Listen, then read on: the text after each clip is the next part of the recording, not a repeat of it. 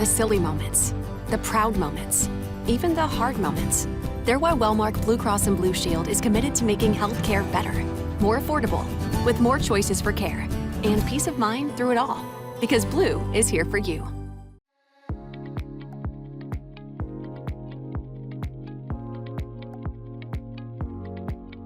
Welcome to the Made in Iowa podcast, presented by Wellmark Blue Cross and Blue Shield. Today, I get to sit down with Brian and Sarah Springer. They are the third generation owner of Universal Printing. We get to learn how printing has evolved and what really makes their business tick. I hope you enjoy the conversation as much as I did. I am super excited to have in the studio, and I'm going to be honest up front, this is the second time, so these guys are saints. We're doing it all over again.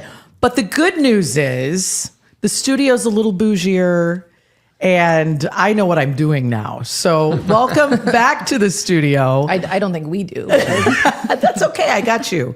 We've got Brian and Sarah Springer, who own fully now Universal Printing. They are a third generation family owned printing company.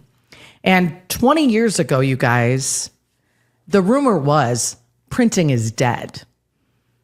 The internet came and everybody said they'll just consume everything online. And I don't think that's true. Sarah, how has the printing industry evolved since you've been in your seat? I don't know. I guess I think it's gone up and down. I mean, some days print is heavy and some days it's apparel, some days it's coffee mugs. So as far as it being dead, I don't think it is. You know, we are more than just ink on paper. So I think that's what keeps us personally alive. But I don't think print is dead at all. I completely think agree. third generation shows you it's not dead. So I agree. Brian, I want to talk about the delineation of roles. Sarah and Brian are brother and sister, and Sarah is president, Brian is vice president. Brian, how did that delineation happen over time? Your dad retired how long ago? I mean, I would say it was a slow process, but I mean, I would say he's officially been out for maybe a couple years, but it was probably over a 3 to 5 year period where he kind of residually stepped out. So, I mean, we've been operating us two solely for probably, I would say, a couple years, but I'd say we've had the reins for the most part for almost 5 years. Wow. So, and Sarah, you started long before Brian came into the company. Talk about your evolution through Universal Printing.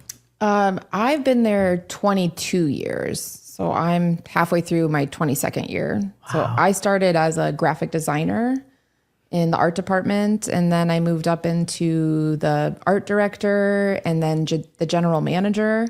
And then about 10 years ago, I was named president of the company. And at that time, Brian was named vice president of the company, and George was still there. And then around that time is when he started to kind of work maybe one less day. Okay. And when he did really give us the full range, he still had a lot of opinions, I would say.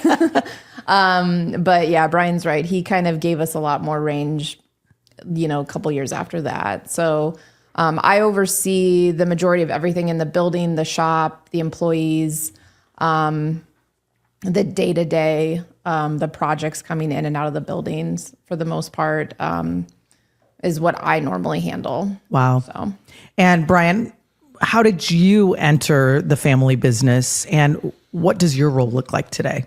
yeah, I entered in 2011. I was working in another actually manufacturing company here in Des Moines. And George, our father George, and I we used to get together once a month and get dinner and drinks, and just said he needed sales guys, so I came over. Started as a sales representative technically, which meant I was doing new business development essentially.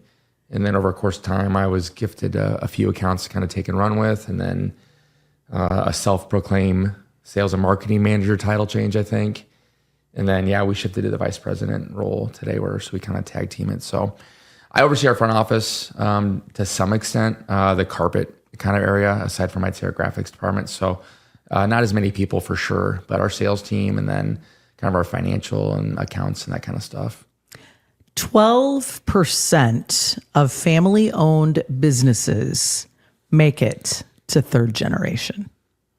That means 88% fail. What do you attribute the success to, and how do you constantly stay relevant in this market? I think that we try to stay ahead of the game as much as we can. We keep ourselves out there. I think Brian and I being a little bit younger helps. I don't know all the ages of all the other printing companies in Des Moines, but I don't think they're the same age as Brian and I. We really push. We are active all the time. Like, we are answering our emails at night. Anybody that works with Brian is getting an email response within an hour or two. I can attest to that. For a box of business cards, Brian is right on it, and you'll have it in 3 days. It's ridiculous. I think too, whether it's a simple business card or a overly complicated, perfect bound book that has, 6 different kinds of paper and so many pages, like, it's a project and it's something important to that customer and it's representing them. And so we take care in it and it's important to us, and we could get it all the way to the boxing stage.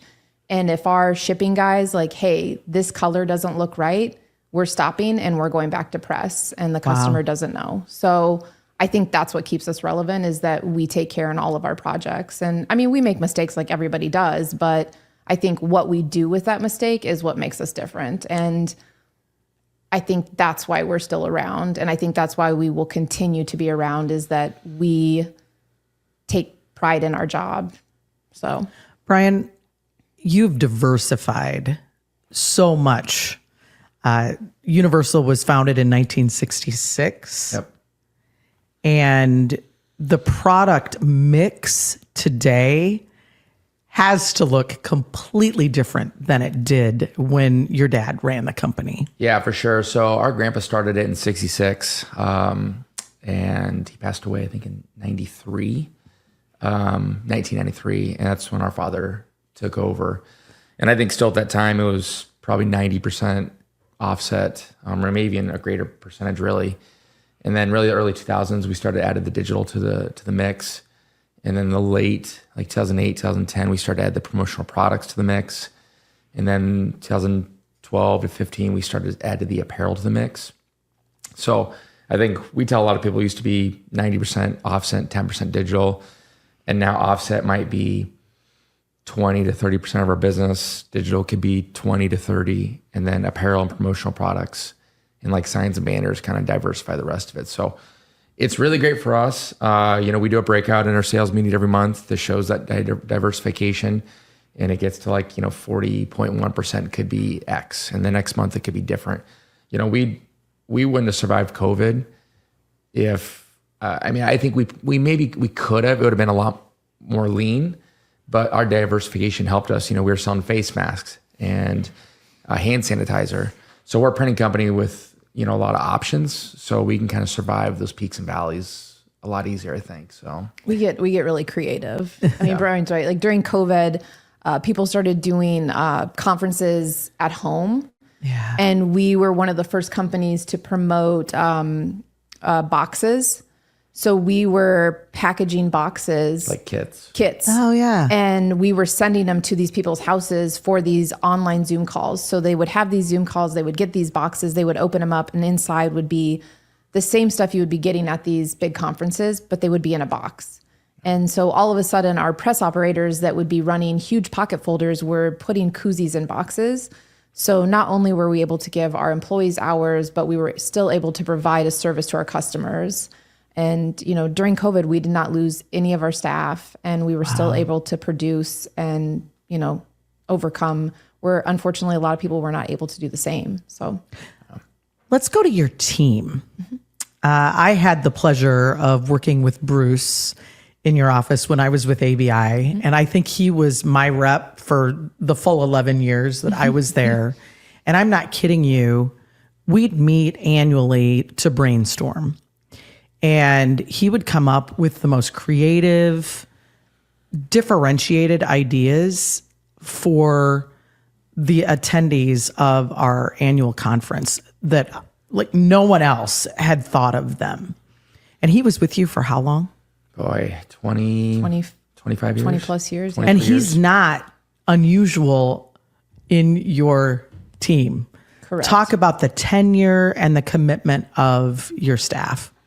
That's the majority of our staff is they are with us. It's a family company. So the majority of our staff have been there for the long haul. Our other sales guy that's been there, he's been there, 10, 12 years? I would say we sell people when they're interviewing that they can retire there essentially, right?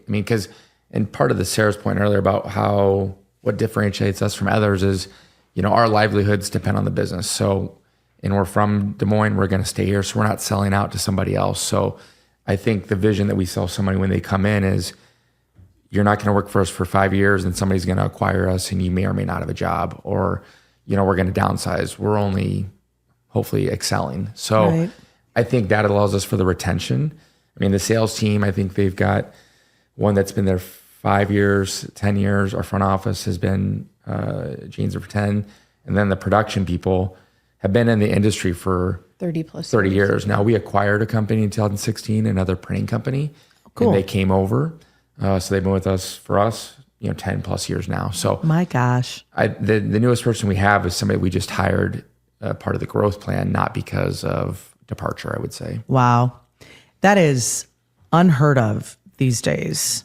Talk about your generational mix on your team, because they call it a silver tsunami coming where 240,000 Iowans will be retiring by 2030. Do you see that in your workforce? And if so, how will you backfill that? We do have people that will retire in that time frame, but we have people that are right next behind them. Our art department has someone that will be retiring, but there's already somebody there that's already filling that spot. So that's working right next to them, learning what they're doing, and also teaching them the same thing. So even though that person's retiring, they're still learning from the person that's come in. Brian's right. The ideal situation is that when someone works for us, they want to stay. They meet us and see that we are not intending to go anywhere. We don't want to sell. We both have families and we don't want to go anywhere. So the goal is that you work for us to grow with us and not grow away from us. Well, I would drop in there too that, obviously it's financial and culture are probably two big things for employee retention. And we have a lot of employees that would tell you that our culture is exactly what we are as a family. And Sarah said earlier, it's not uncommon to see us in the building in some capacity. Obviously Sarah more than me in terms of backfilling, a position that somebody's out for the day, or we're just really busy in a certain division. So I think our employees see us as, colleagues throughout the day, obviously. You're rolling your sleeves up and you're digging in. It makes the culture, I think, enjoyable for people. And we're not like a large company that has unlimited PTO, but we also have a lot of flex for a lot of our employees. So plus we have young kids. So, if we have to leave early for a commitment, we also let our employees have that flexibility too. So I think the culture is really a big thing for us that allows us that retention. Sarah, talk about the technology within the plant. In the 22 years you've been there, how has that evolved? Well, we still have a piece of equipment that is from 1955. Oh my gosh. It will not leave. I want to interview that manufacturer. It is 2,000 pounds, so I cannot move it. It will stay there until, it's bolted to the ground. But it's also ran by nuts and bolts. So it is, hard for it to break. That has an advantage in our building because we still have a lot of equipment that runs that way. But we also have equipment that is still, 6 months old.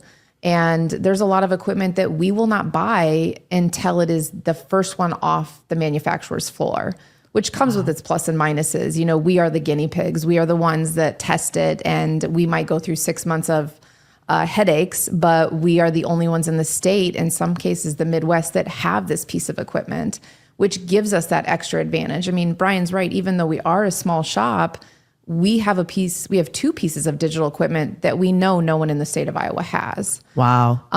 But then again, we do have those older pieces of equipment that we will not get rid of because they are ran by nuts and bolts, and they will not have a motherboard that all of a sudden is discontinued. But then we have, silkscreen machines and heat presses and punches and all kinds of things that are extremely diverse, but they can all be ran and be taught.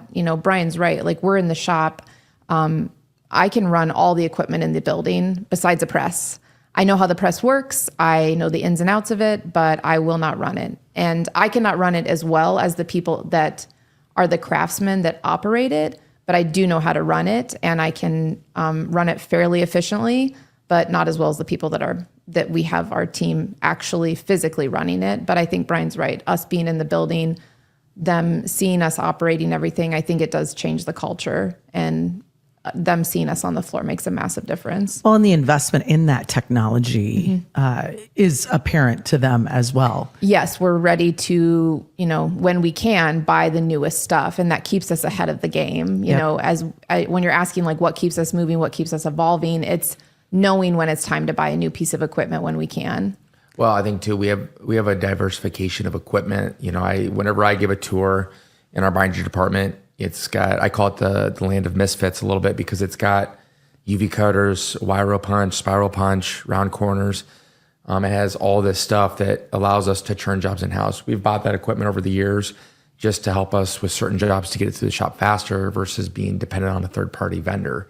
So that allows us to get kind of that quality and turnaround time for customers when needed. So we're buying stuff when it's needed, but also within reason, so our overhead is a little bit minimized, I think.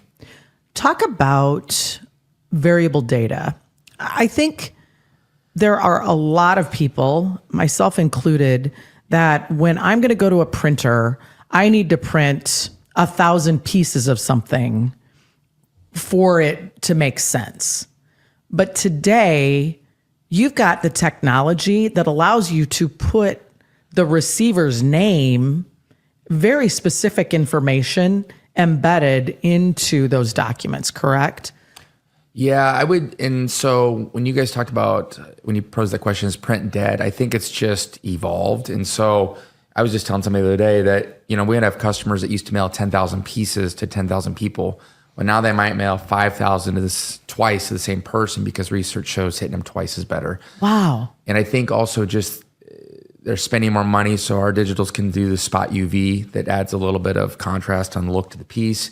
They can do that data merge throughout a letter. So, and we all get that kind of mail that your name's at the top part, and then it might be buried throughout the front of the letter. So we can do that in-house. Obviously, that's our equipment, our software, our personnel with the knowledge for sure. And so I think that diversification is making it more attractive, because we're not the cheapest printer. So you're not going to come to us and buy 50,000 envelopes. But if you've got a unique job that needs to be done with a little TLC, affordably, that's where you can go, and which involves that variable data. So if you could get everybody that's listening to this to try one tactic, if there's one print communication strategy that works universally, what would you say to do if they had $10,000 and they wanted to do a print campaign? Is there anything that works universally, or do you really dig in with each customer and build that strategy? I think it depends on the customer. We print for a lot of nonprofits. It's a good fit for us. We've made ourselves very knowledgeable with nonprofits. And for nonprofits, they've got X that they have to spend, and they have to spend it strategically. And we're very good about helping them spend that money strategically, where they can utilize it best to the penny. Yeah. Including, their postage and helping them break it down, and, appeal mailings and when those need to go out and where they need to be sent. And they're utilizing that money on one piece of paper, where Brian's talking about variable data, like being able to hit all the spaces they can on that one sheet of paper. But I think it really does come down to the customer. So being able to generalize it would be tough, because it does have to do with each particular customer, because we're not going to meet with a car dealership and try to offer them appeal mailing. A car dealership, they might be a better fit for like a everyday door direct mailing, not an appeal mailing. And a baseball team is going to be a better t-shirt or something like that. Yeah, I mean, it definitely depends. I mean, we usually ask customers to be transparent about what they're looking to spend, so we can kind of work our way up to it versus overselling or underselling what their expectation might be. Right. I would tell you that if somebody was like, hey, I'm looking for retention, or I'm looking to make an impact, I know it sounds a little bit kind of off kilter, but we do a lot of thank you cards. And actually, if you come into our building, right when you walk in, there's a wall of probably, I'd say 30 thank you cards we've gotten over, the 15 years I've been there, that we have framed in like different colors. And it's kind of a collage. Anywhere from a large, well-known car dealership person thanking us for helping us get their mailing out the door on time, to a government agency that allows us to use their budget. And just like a, hey, Brian, or hey, Sarah, or hey, Chuck, thanks for your help on the project, and handwritten. Wow. And we stress big with us. I've always been a big believer in it. And I think I try to get our sales team to do it, is print thank you cards. We've got probably 20 different designs, and sending thank yous out monthly or every month, just thanking them for the job, whether it's a $50 business card job or a $5,000 t-shirt job, just because that makes an impact. And we have a lot of customers that just know that that's what we do. So they're not expensive, and it's sometimes more impactful than selling them, $50 off a $100 job. You know what I mean? Yep. So I think I would recommend that. No, hopefully nobody's going to steal the secret sauce that we have here, but that seems to work for us, I think. So, Well, They can steal it as long as they're going to print them with us. So. right, exactly. Well, and you guys can actually do the signature and everything, right? Yeah, we do. But what we do is every couple of years we find, all these pictures. I'm looking in here. You got all these kind of cool pictures. Obviously, a lot of Iowa State stuff. We've got a lot of Des Moines themed stuff, and creative thank yous that are printed on one side and blank in the other. Just because that handwritten note leaves an impact. Powerful. And as bad as the handwriting is, I think it actually makes it more meaningful. Wow. Whether they can read it or not is the challenge. But so we stress that. And those are really affordable. So I would tell a lot of companies, if you're looking to make an impact or get retention, a thank you card is inexpensive to print. It takes time, but it's worth it. Talk about the apparel side of the business and the investment that you've made there that allows quality and quick turnaround. Yeah, so we've acquired 2 companies since we've both been there, and one was another print company, and the other was an apparel company. And again, I was just having a conversation with somebody the other day. The apparel company we bought in 2000, probably 14 or 15, I think. And it was more merely for the equipment. We'd been brokering it out, and part of that quality control, we're getting delayed timelines, and our customers aren't used to that.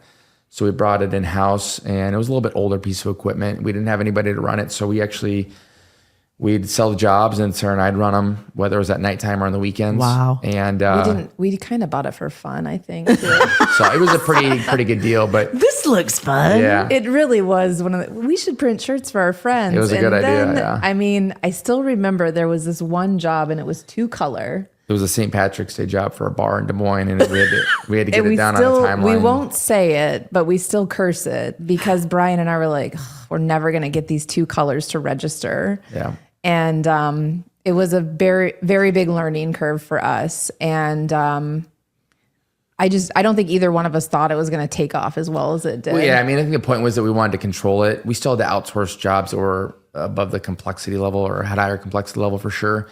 And now if we fast forward today, we've got an automated press that we've bought since then.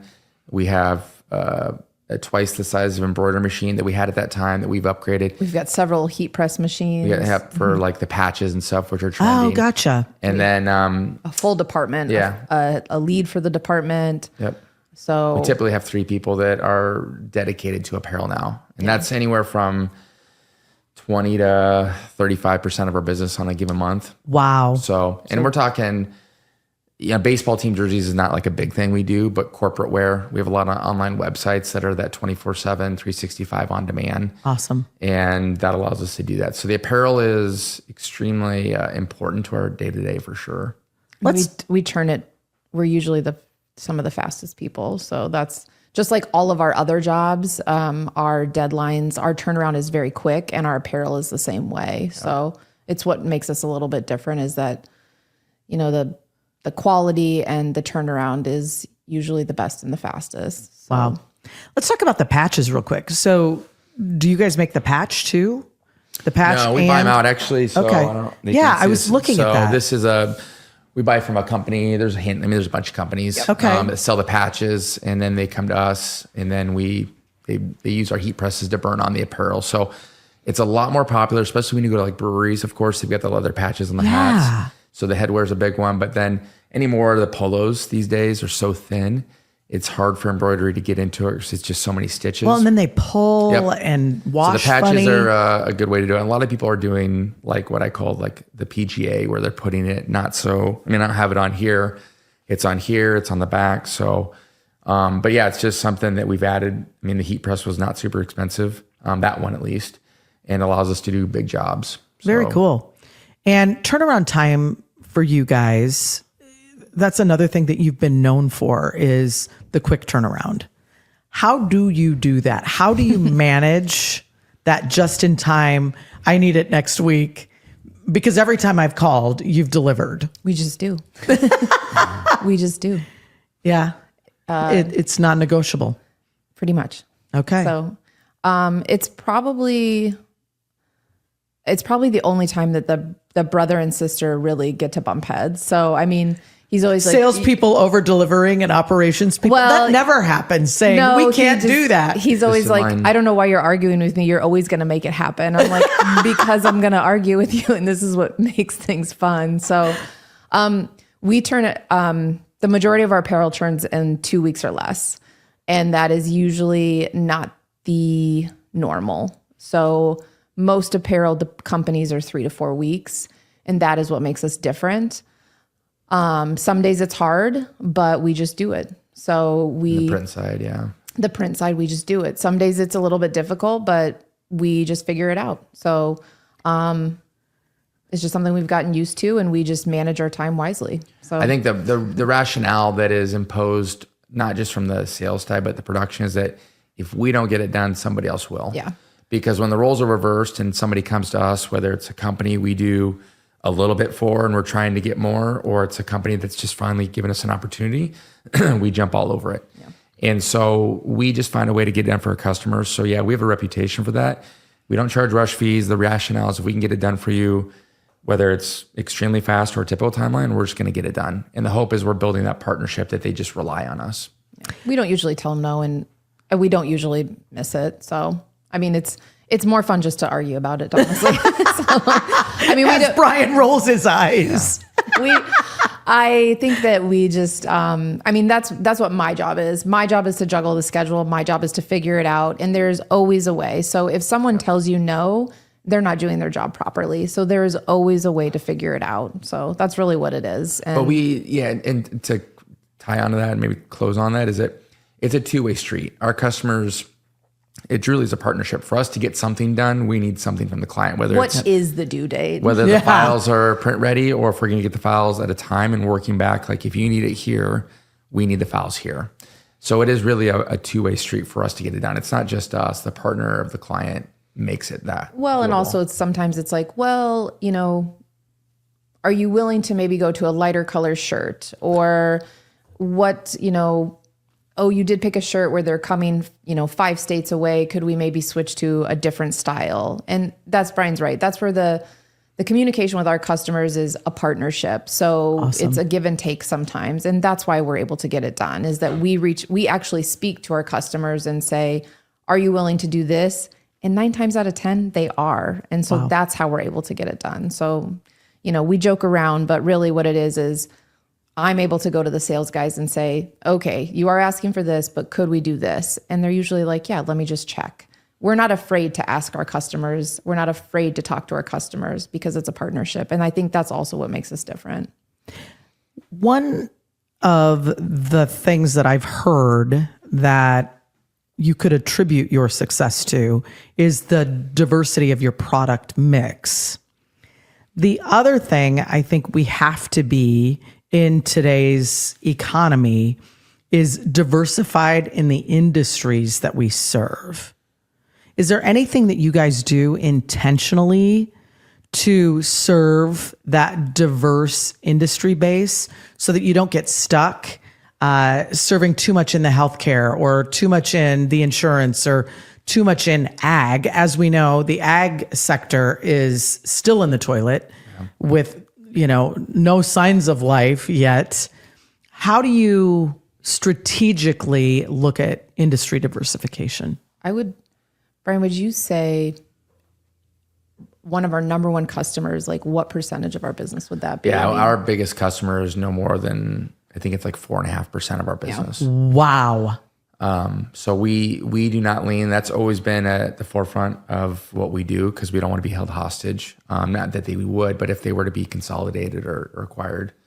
But as we're growing consistently, trying to hire let's say a salesperson right now. Whenever I interview a salesperson and they come back for the second one where they meet with Sarah, they always say, man, after the interview, I drove down the street and I'm like, oh, they probably could use our services. They could use here. So we can cater to really anybody, whether it's somebody that just needs 500 business cards to, a large baking client that needs pocket folders, newsletters, t-shirts, etc.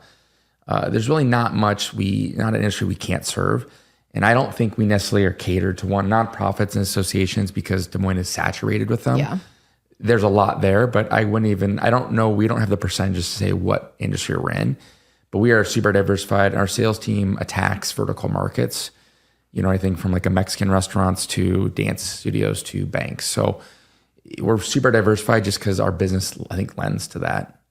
I think you never want to, there's been times where we've lost very large customers because a customer leaves that you're working with, that person leaves, leaves and goes to another company and you want to go with them.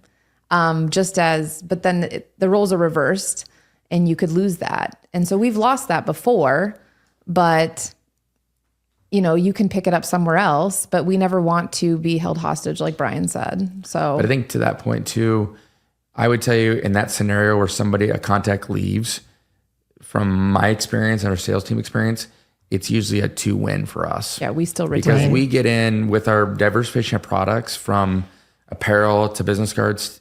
A lot of companies don't typically have just one person dedicated to it, from like an HR person that needs to order safety shirts to the marketing person. So as bad as it sounds, we spread like a virus within the company. Like, hey, call this person. He does this for us, etc. So the thought is if we can spread deep enough in a positive way, when we're not held by one person. And then when they go, I would tell you more often than not, we're winning because they're like, we're taking you with us kind of thing. And then we're still staying with the company. Yeah. So, and that speaks to the value of relationship. And I'm sure that relationship isn't just hinged on the salesperson. I know I've got connections within your organization, in production, in accounting, and the interaction with each person has to feel authentic and genuine, even when they're not telling me things that I want to know, right? Yeah. Right? Like, no, we can't have this on auto pay, or, you know what I mean? Yeah. It's said in a very kind way and accommodating. So. Yeah, I would say to that, a couple examples of that. So to hit it, like our accounting person, we try to get paid in 30 days and not everybody pays in 30 days. So how do we delicately ask somebody at like 40 days? So, hey, can you pay us? And our front office person isn't mindful that she cannot be stern with them because it still is a client that we don't want to upset, right? Right. And then the flip side, we get into the art files conversation. It's above, my knowledge level. So how do you loop in like a Sarah, or in years in the past, we've had a graphics person that could be on the phone potentially. And so they're dealing with multiple hands. We're not that big of a company. And with that being that strong retention, they're dealing with them multiple times versus new people all the time. So I would say it's at the forefront, as I said, that most of our staff knows if they're dealing with a client, it's generally how do you help them and be mindful of the relationship, I would say.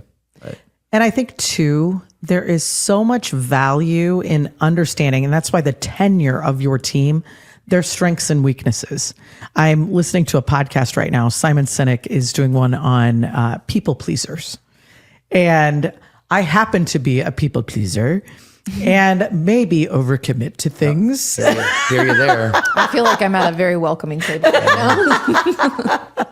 And recognizing that, right, with your office manager who doesn't want to have those hard conversations, and knowing that someone needs to, and not expecting someone to not be their genuine self, right? But bringing someone else in that is okay doing that, and recognizing that, and put people in seats where they can be successful. It sounds like you do that really well.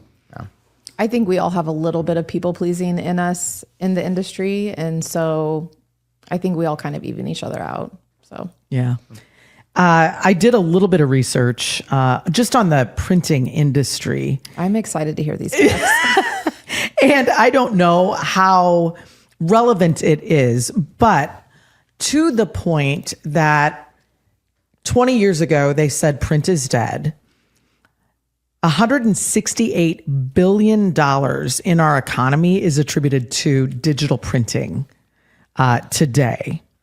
They said by 2035, the digital printing industry is going to be at $250 billion. And it's going to grow by 54% within the decade. What does your industry and your business look like, Sarah, when your son takes over in 20 years to get you to that 4% of fourth generation family owned businesses? But what does this industry look like, and how do you stay ahead of it? How do you really quickly and nimbly react to the needs of your customers?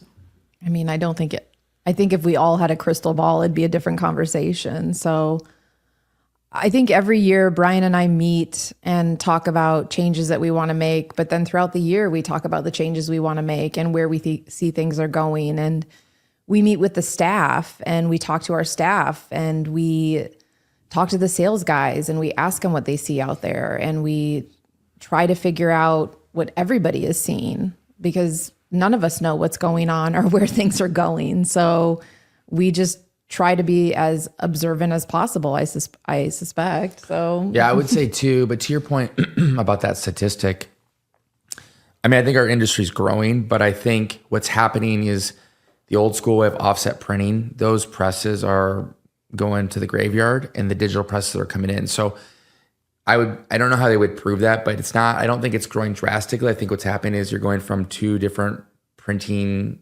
capabilities. It's a shift. To now it's like this. Okay. Because that's our own business. And I think it's just digital equipment's becoming more automated and it's becoming more affordable and it's conducive to that fast turnaround, which is what everybody wants now. So I think for us, yeah, for sure. I think, we're always on the hunt for not just new equipment and services, but also that personnel piece. We'll hire people. If the right person came in, whether we're hiring or not, and we thought they could equip us and put us in a position, we'd probably hire them. So I think it's our people and our equipment that, in the next 5 years, those are the two things, or it's another business that we could look to acquire that could take us from here to here, because we've had pretty good success with that over the years. The one thing that I've heard consistently throughout this entire interview is the value of relationships, the value of your relationships with your equipment manufacturers that are making you aware of new advances, the value of your client relationships, and how that communication is super, super valuable, and the value of your relationships with your team. All of that lays this foundation of trust. And when everybody trusts everyone, it makes it a lot easier to grow and weather changes. So I congratulate you on that. And I can't wait personally to see what the next 20 years brings for Universal Printing. Their only challenge, folks, as we were talking off air, Sarah talked about her son. And what did he say to you about YouTube influencer or taking over the company? So at 8 years old, he has a lot of hard decisions to make. So I told him he just needs to figure out how to tie his shoes right now. And that should be our biggest accomplishment. We'll start there. Yeah, let's start with that. And then we can be a YouTube influencer and actually grow Universal Printing. I really think just tying our shoes is our biggest task right now. So. And Brian, your kids are just not, you don't think? How old are they? 6 and 3. So similar ages a little bit. So my son's currently chasing his soccer dreams based on the World Cup being on all the time. So I do not blame him. So Kane is my favorite right now with England. So good. I like England too. So yeah, that's good. I don't know. I think we all just like watching it right now. I did not even know I enjoyed watching it. Even like watching Brian play soccer since he was 6 years old and coaching now, like we're watching so much soccer at the house right now. So I got to tell you, so I coached my kids in soccer, and I really gave it up the minute that offsides was a thing. Because I never understood offsides. While I was coaching, I was like, it seems made up. I'm out. It's above my mental capacity. But actually, after watching the World Cup, I kind of get offsides. Yeah. These announcers kind of... They have all the technology to show you what you need to see. Right? So it's like, I wish I'd had this when I was coaching my kids. I might have lasted longer. Back in the day. Well, thanks you guys for doing this. I just appreciate what you do for me as a client, but also what you do for the community. Yeah, thanks for having us. We appreciate it. It was good to see you again. Yes. Thank you for tuning in to Made in Iowa. Subscribe, like, and share wherever you listen. Catch episodes weekly from the Iowa Everywhere studio on the BPC streaming network.